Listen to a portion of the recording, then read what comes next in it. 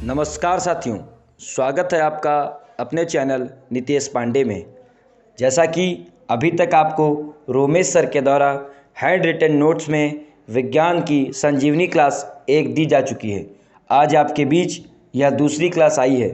यदि आप second semester में बैक लगी है आपकी और वह क्लास आपने अभी तक नहीं देखी है तो तुरंत जाकर आई बटन पर उस क्लास को देखिए, क्योंकि यह संजीवनी क्लास का मुख्य उद्देश्य यही है कि विगत वर्षों में आए हुए अति महत्वपूर्ण प्रश्न आपके बीच रखे जाएं और आपको एक अच्छी ट्रिक और अच्छे से समझाया जा सके, जिससे आप आगामी परीक्षा में अच्छे नंबर लाकर परीक्षा को उत्तीर्ण कर सकें।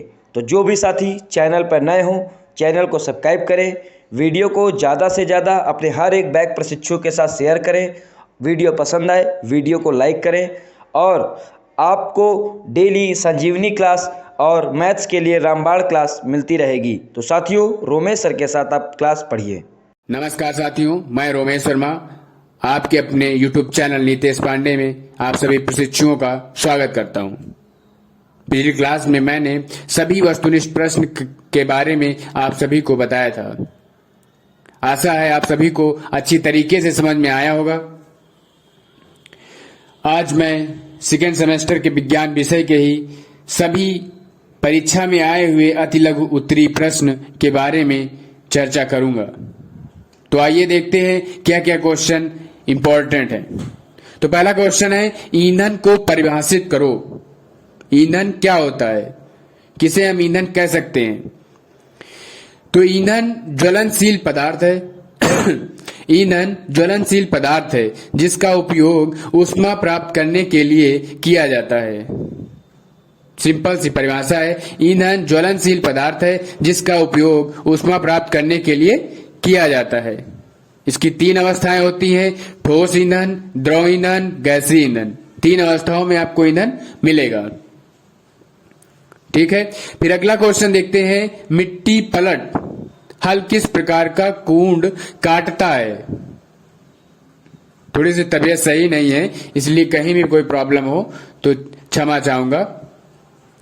दूसरा क्वेश्चन है, मिट्टी पलट हल किस प्रकार का कूंड काटता है? कूंड काटने का मतलब होता है, जो प्रशिक्षु गांव से रिलेटेड होंगे उन्हें सही से पता होगा कि जो मिट्टी पलट हल होता है वो किस प्रकार का कूंड काटता है।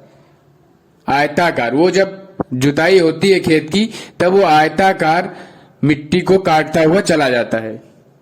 ठीक है, फिर अगला क्वेश्चन देखते हैं, प्रकाश संश्लेषण क्रिया को दर्शाने हेतु केवल रासायनिक समीकरण दीजिए। हमें क्या देना है? केवल रासायनिक समीकरण देना है।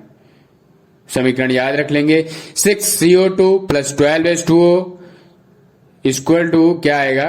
C6H12O6 + 6H2O + 6O2। 6 कार्बन होंगे, CO2 होगी, 12H2O, फिर इसको सूर्य के प्रकाश की उपस्थिति में C6H12O6 और फिर 6 + 6H2O + 6O2। ये आप रिएक्शन याद रखेंगे, वैसे ये सभी को याद होगी। फिर अगला क्वेश्चन देखते हैं, जांग की अस्थि क्या होती है? अस्थि का क्या नाम है? जांग की अस्थि पूछी जाती है। सबसे बड़ी अस्थि होती है फीमर। क्या नाम है? फीमर। फिर अगला क्वेश्चन आता है, फसल चक्रण क्या है? फसल चक्रण किसी खेत में एक निश्चित समय में एक फसल के पश्चात दूसरी फसल लेने की क्रिया को, जिससे भूमि की उर्वरा शक्ति नष्ट न होने पाए, फसल चक्र कहलाता है। किसी भी खेत में क्या होता है, एक निश्चित टाइम होता है, उस टाइम में आप एक फसल बोएंगे, फिर उसको काटेंगे, काटने के बाद दूसरी फसल आप बोएंगे, फिर काटेंगे। ये प्रक्रिया चलती रहती निरंतर, और इससे क्या होता है, मिट्टी की उर्वरा शक्ति भी नहीं नष्ट होती है। इसे हम क्या कहते हैं? फसल चक्र कहते हैं। फिर अगला क्वेश्चन है, तृतीय प्रकार के उत्तोलक के उदाहरण बताइए। हमने बहुविकल्पी प्रश्न में उत्तोलक बहुत ही अच्छे तरीके से समझा दिया था। प्रथम प्रकार का उत्तोलक, द्वितीय प्रकार का उत्तोलक, तृतीय प्रकार का उत्तोलक, सारा कुछ समझाया, सारे एग्जाम्पल सहित परिभाषा सहित सारा बता दिया था। तो इसका आंसर आप लोग अच्छी तरीके से जानते होंगे। चिमटा और चाकू इसके उदाहरण क्या होंगे? चिमटा, चाकू। सिरके का रासायनिक सूत्र क्या है?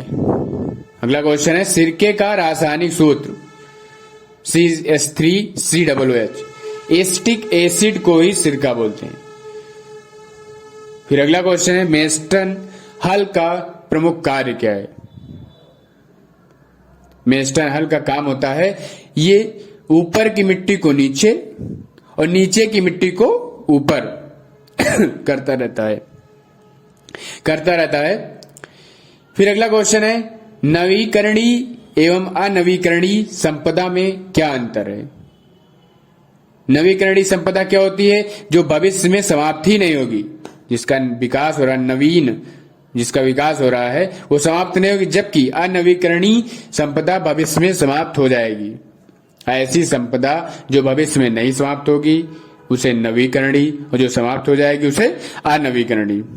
ओके, फिर अगला क्वेश्चन देखते हैं टीकाकरण। ये तो अब चल भी रहा है और सभी को अच्छे से पता भी है टीकाकरण होता क्या है। उपयुक्त समय पर, मतलब एक समय होता है, उस समय पर रोगजनक की कुछ मात्रा शरीर में पहुंचाने से एक विशेष प्रकार के रोग के विरुद्ध प्रतिरोध क्षमता का विकास हो जाता है। इस विधि को क्या कहते हैं? रोगों का उपचार। इस विधि से क्या होता है? रोगों के उपचार टीकाकरण कहलाता है। क्या होता है?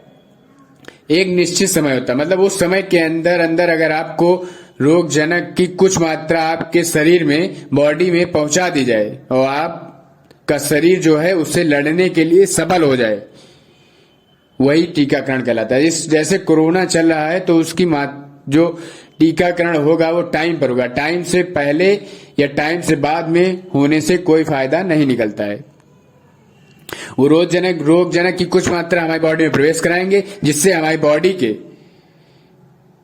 बॉडी उस रोगजनक से बाहर जितने भी बैक्टीरिया, वायरस हमारे ऊपर आक्रमण करेंगे उनसे वो लड़ने की क्षमता पैदा करेगी, और जिससे हमें कोई भी प्रकार की बीमारी नहीं होगी। इसे ही टीकाकरण कहते हैं। फिर अगला क्वेश्चन है सरल मशीनें कितने प्रकार की होती हैं? कितने प्रकार की सरल मशीनें होती हैं? 5 प्रकार की। उत्तोलक, पेंच, झुका तल, गिरनी, पहिया तथा धुरी। अगर वीडियो पसंद आ रहा हो तो लाइक, सब्सक्राइब, और सभी प्रशिक्षुओं को, जिन प्रशिक्षुओं का साइंस विषय में या मैथ विषय में बैक है, उन सभी तक ये सारी वीडियो पहुंचाते रहिए, जिससे सभी प्रशिक्षु अच्छे से पास हो सकें और 3rd सेमेस्टर प्रमोट होकर के 4th सेमेस्टर का एग्जाम दें। अगला प्रश्न है सूर्य के सबसे निकटतम ग्रह कौन सा है? ये तो सिंपल सा है, सभी को पता होगा, बुध ग्रह। कि मानव खोपड़ी में कुल कितनी हड्डियां होती हैं? मानव खोपड़ी में कुल कितनी हड्डियां होती हैं? 29। अगला क्वेश्चन है कीटों में वज्र पदार्थों का निष्कासन किस उत्सर्जी अंग द्वारा होता है? जितना भी कीटों में व्यर्थ पदार्थ होता है उसको निष्कासित करने के लिए उस अंग का क्या नाम होता है? अगर जो बच्चा बायो से होगा, जो स्टूडेंट बायो से होगा, उसे पता होगा। मैलपीगियन नलिकाएं होती हैं, जिससे क्या होता है? वज्र पदार्थ बाहर निष्कासित होता है। फिर पूछा है एक अम्ल और एक क्षार का नाम बताइए। तो कई अम्ल कई क्षार हमने दे दिए हैं, उसमें से आप एक याद कर लीजिए, बस एक ही पूछता है। अम्ल में कई हैं, HNO3, H2SO4, HCl, और क्षार में क्या है? NaOH, KOH, NH4OH, MgOH का होल ट्वाइस। करेक्ट। आप कई सारे याद कर लीजिए जिससे आसानी से लिख सकें। फिर अगला क्वेश्चन है Fe2O3 में Fe की संयोजकता, Fe2O3 में Fe की संयोजकता कितनी होगी? +3। कितनी होगी? +3। अगला क्वेश्चन है ऊर्जा के संचरण की किस विधि द्वारा जल गर्म होता है? ऊर्जा का संचरण जब होता है तो कौन सी ऐसी विधि है जिससे जल क्या होता है? गर्म होता है? संवहन। क्या होता है? कौन सी क्रिया है? संवहन। अब पूछा है अगला क्वेश्चन यांत्रिक ऊर्जा कितने प्रकार की होती? तो सिंपल सा है, 2 प्रकार की होती है, गतिज ऊर्जा और स्थितिज ऊर्जा। फिर अगला प्रश्न है मैरेस्मस रोग किसकी कमी से होता है? मैरेस्मस रोग किसकी कमी से होता है? एक तो प्रोटीन की कमी से होता है और विटामिन डी की कमी से होता है। याद रखेंगे आप, मैरेस्मस रोग जो है विटामिन डी की कमी से और प्रोटीन की कमी से होता है। फिर अगला क्वेश्चन है कास्टिक सोडा और खाने वाले सोडा का रासायनिक नाम बताइए। क्या नाम बताइए? रासायनिक नाम बताइए। तो NaOH क्या होता है? कास्टिक सोडा का रासायनिक नाम होता है। और NaHCO3 ये खाने वाले सोडे का नाम होता है। फिर लास्ट क्वेश्चन है, कीटनाशक पदार्थ का नाम लिखिए। कीटनाशक पदार्थ का क्या नाम है? मैलेथियन।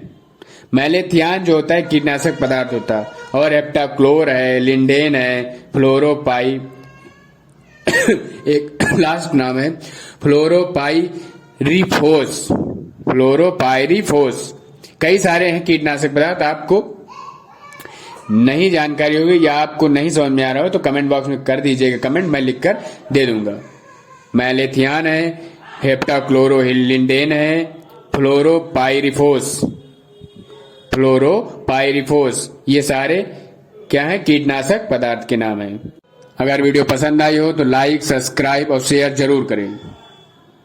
लिंक डिस्क्रिप्शन में दी जाती है, वहां से जाकर के आप PDF डाउनलोड कर सकते हैं। सारी प्लेलिस्ट भी आपको लिंक में डिस्क्रिप्शन में मिल जाएंगी। और कहीं भी कोई समस्या आ रही हो तो आप तुरंत कमेंट बॉक्स में कमेंट करिए। सभी प्रशिक्षुओं को जरूर शेयर करें। और सारा जितना भी बैक मैथ है, साइंस है, जिस भी सब्जेक्ट में बैक है, सारा कंटेंट आपको नितेश पांडे चैनल पर मिल जाएगा। तो आप इधर उधर भटकने की जरूरत नहीं है, यहीं पर सारी लिंक आपको डिस्क्रिप्शन में दी जाती हैं, वहां से जा करके सारे वीडियो देख सकते हैं। अगर कहीं भी कोई समस्या आ रही हो तो आप जरूर कमेंट बॉक्स में कमेंट करिए। धन्यवाद।